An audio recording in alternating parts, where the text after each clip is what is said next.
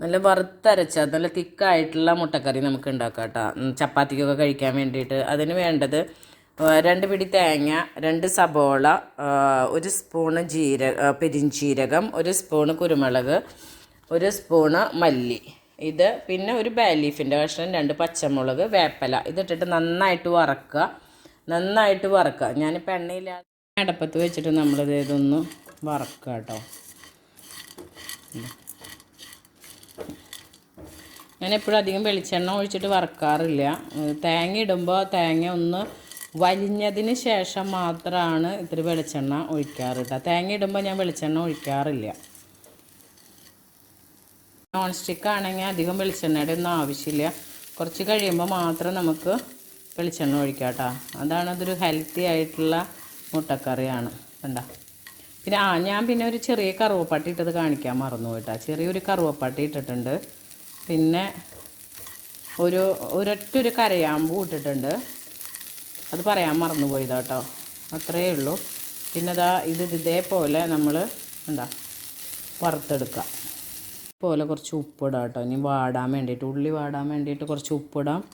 എന്നിട്ട് നമുക്ക് നന്നായിട്ട് ഇളക്കിക്കൊണ്ടിരിക്കുക കേട്ടോ. വേണ്ട കുറച്ച് പോലും ഞാൻ ഓയിൽ ഒഴിച്ചിട്ടില്ല, വെളിച്ചെണ്ണ ഒഴിച്ചിട്ടില്ല. ഓയിലല്ല, വെളിച്ചെണ്ണ ഒഴിച്ചിട്ടില്ല. വേണ്ട ഉപ്പും കൂടി ഇട്ടാൽ നന്നായി വാടി കിട്ടും കേട്ടോ. ഇനി ഇത് ചൂടാറിയിട്ട് നമുക്ക് അരച്ചെടുക്കണം. വെളിച്ചെണ്ണ ഒഴിച്ചു. അങ്ങനെ ഇഞ്ചിയും വെളുത്തുള്ളി ഇട്ടു കേട്ടോ. ഒന്ന് വാടുമ്പോൾ സബോള ഇടാനുണ്ട്. ഒരു 2 സബോള എടുത്ത് നോക്കിയത്.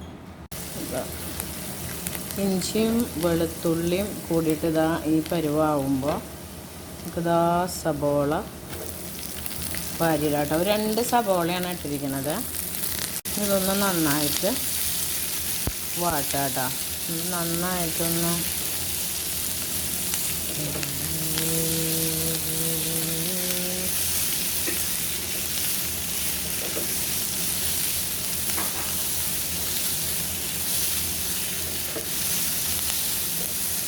ഉള്ളി വാടി ഈ പരുവാകുമ്പോൾ നമുക്ക് ഒരു ഒരു 1/2 ടീസ്പൂണ് ഗരം മസാല, കുറച്ച് 1 സ്പൂണ് മഞ്ഞൾപ്പൊടിയും കൂടിയിട്ട് നമുക്കിതിലിടാം കേട്ടോ. ആയിട്ടിട്ട് നമ്മളൊന്ന് അതിൻ്റെ പച്ചമണം പോണ വരെ ഒന്ന് നമുക്ക് ഇളക്കാം.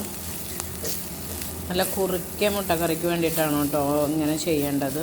നല്ല കുറുകിയ, കുറേ ആൾക്കാരൊക്കെ ഉണ്ടെങ്കിൽ ഉണ്ടാക്കാൻ പറ്റാവുന്ന ഒരു കറിയാണിത്. അങ്ങനെ ഈ പരുവെത്തുമ്പോൾ നമ്മൾ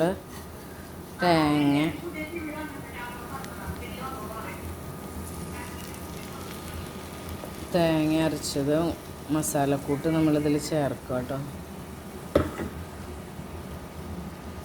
എന്നിട്ട് നമ്മളിത്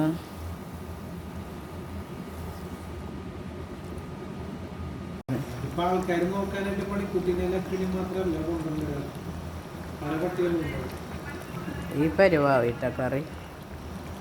അങ്ങനെ നമ്മളിതാ തിളച്ചുകൊണ്ടിരിക്കണേ. അതിലിതാ മുട്ട നടു ഒന്ന് പൊളിച്ചിട്ടാണ് ഇട്ടിരിക്കുന്നത് കേട്ടോ. കണ്ട, നടു ഒന്ന് പൊളിച്ചിട്ടിട്ടാൽ നമ്മുടെ അടിപൊളി നല്ല തിക്ക് ഗ്രേവി ഇതേപോലെ നമുക്ക് നല്ല ചപ്പാത്തിക്ക് കൂടെ കഴിക്കാനുള്ള അടിപൊളി ഗ്രേവി ആയിട്ട് കിട്ടിയിട്ടുണ്ട് കേട്ടോ. അപ്പോൾ അങ്ങനെ എല്ലാവരും ഒന്ന് ഉണ്ടാക്കി നോക്കണം കേട്ടോ. ഇതാണ് നമ്മുടെ തേങ്ങ വറുത്തരച്ച മുട്ടക്കറി.